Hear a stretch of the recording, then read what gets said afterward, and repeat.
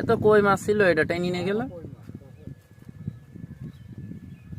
বললার টোপ ধরে টেনে নিয়ে গেছে বুঝলেন, বসে আর ফুটিনি গলা।